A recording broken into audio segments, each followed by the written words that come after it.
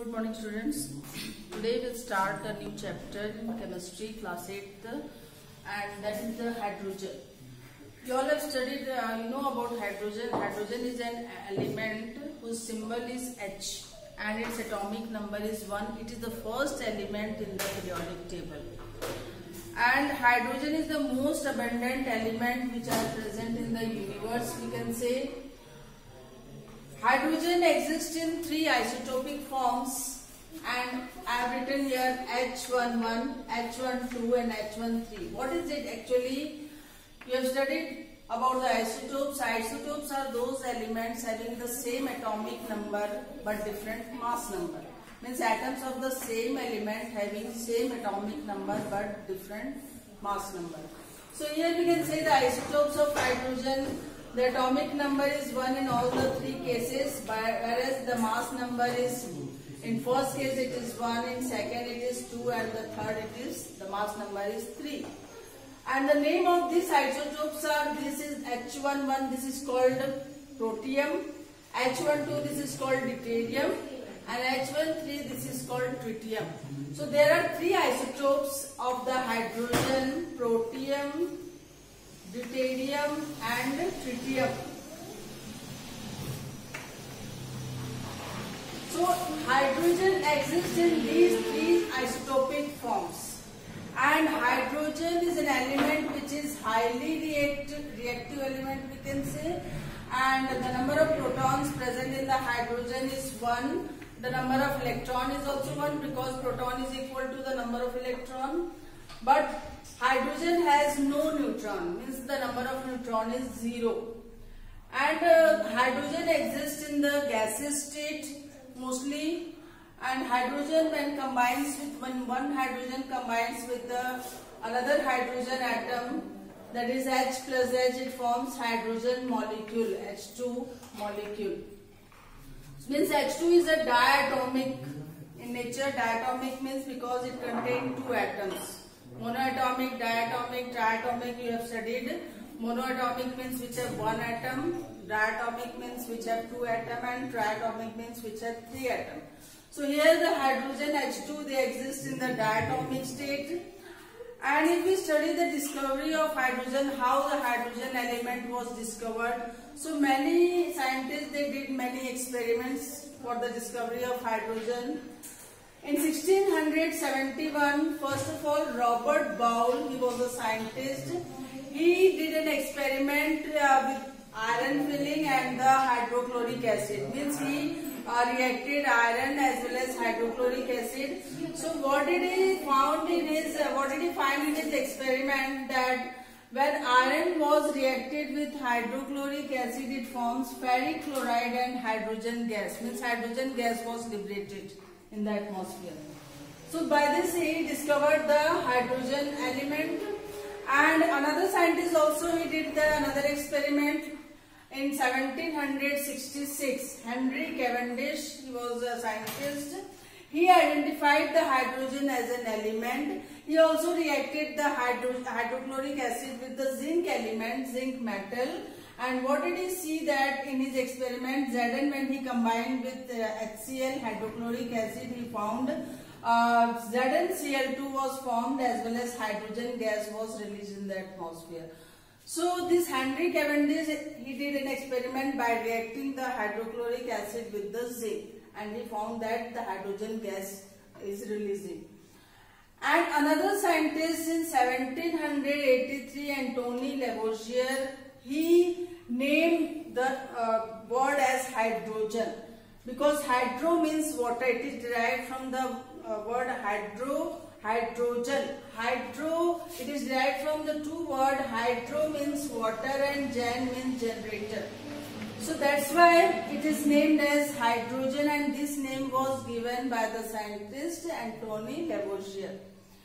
Now, this hydrogen element, they exist in both the forms, in both the states. Both the states means in free state it is formed in the atmosphere in the form of hydrogen gas element, as well as it is found in the combined state. Combined state means with other elements it combines, like water, H2O we can see here. here hydrogen is combining with the oxygen, so it is in the combined state of the hydrogen, as well as acid like hydrochloric acid, HCl, sulfuric acid, H2SO4. There also it is found in the combined state, in some alkaline forms, and in petroleum as well as natural gas. So in all these cases, the hydrogen element is found in the combined state. As well as hydrogen is present in organic compounds also. Organic compounds means like carbohydrates or proteins, fats, vitamins, hormones. These are the organic compounds.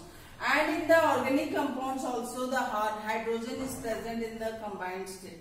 So we can say that the hydrogen is present in the free state in the form of hydrogen gas in the atmosphere, as well as in the combined state with inorganic as well as organic compounds. Now, if we study about the laboratory preparation, how it is prepared in the laboratory, the hydrogen element, how it is prepared in the laboratory. So simply by the discovery of hydrogen, as we have studied here, the different scientists, they reacted the acid with the different elements.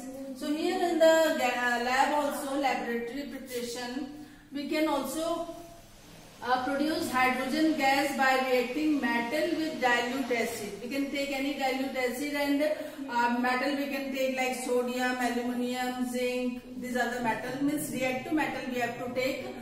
And when we combine it with dilute acid, then what does it form? It forms salt as well as hydrogen. So by this method we can prepare the hydrogen in the laboratory. Like example, we can take a reaction, we can see 2Na, in this Na means sodium.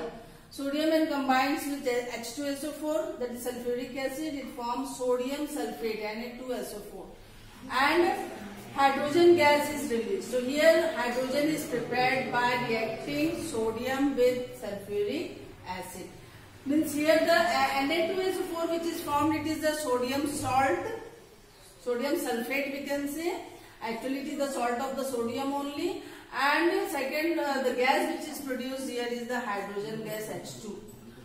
Another reaction we can see the reaction of aluminium with the hydrochloric acid. So when aluminium react with hydrochloric acid in the laboratory, then what happens? What does it form? It also form aluminium salt. What is that aluminium salt? Al2SO4 thrice, means aluminium sulfate plus hydrogen. Hydrogen is released in the atmosphere. It is upward arrow shown that hydrogen gas is releasing. So here also we can see the laboratory preparation that aluminium and combines with hydrochloric acid, it forms aluminium sulfate and hydrogen gas. Third element which we can take, that zinc. Zinc is a very reactive metal, and zinc when combined with either hydrochloric acid or sulfuric acid, in both the acid we can combine the zinc and it forms the zinc salt. That is zinc salt means zinc sulfate in this case. When Zn combined with H2SO4, it forms zinc sulfate as ZnSO4 plus H2. Means here zinc sulfate is formed as well as the hydrogen gas is forming. In the second, another acid we can say here we have taken the sulfuric acid, but in the next case we have taken the hydrochloric acid. Zn plus 2HCl, hydrochloric acid when combined with zinc, what does it form? It forms zinc chloride, ZnCl2 plus H2. H2 is a hydrogen gas. So in all these four reactions, what we see that whenever any metal they react with acid, it forms salt as well as hydrogen gas. So this can be done in the laboratory. And in the reactivity series also we have studied that many metals are placed above the hydrogen. That's why this hydrogen is actually a very reactive metal, and here mostly in the laboratory preparation of the hydrogen we are using the zinc element. And why we use zinc, not any other except zinc or aluminium, sodium, they are not that much used, but zinc is mostly used for the laboratory preparation of hydrogen because zinc is more reactive than other elements or other metals. That's why zinc displaces the hydrogen from the acid. Like here in the reaction we have seen that Zn plus H2SO4, what zinc is replacing the hydrogen, displacing the hydrogen from the sulfuric acid, and it is forming zinc sulfate and hydrogen gas. So that is the one important reason for using zinc in the laboratory for producing hydrogen gas. And another is that if we are using sodium and potassium, so sodium and potassium, they are also reactive metal, more reactive than zinc, but this sodium and potassium, they are explosive in nature. They can explode when they react with other elements, so they are not used mostly. So that's why we use zinc in laboratory preparation. And the third main important reason is that it is less expensive than calcium and magnesium. Means another element, they are more highly expensive, but zinc is less expensive. That's why we can use zinc in the laboratory preparation of hydrogen. So this is the three most important reason why we use zinc mostly in the laboratory preparation. First is that it is highly reactive and it can displace hydrogen from the acids. Second, another element like sodium and potassium, they are explosive, so we do not use. So in place of that we use zinc. And third, it is less expensive than calcium and magnesium. And tomorrow I will teach you about the industrial preparation of hydrogen element or hydrogen gas. Thank you.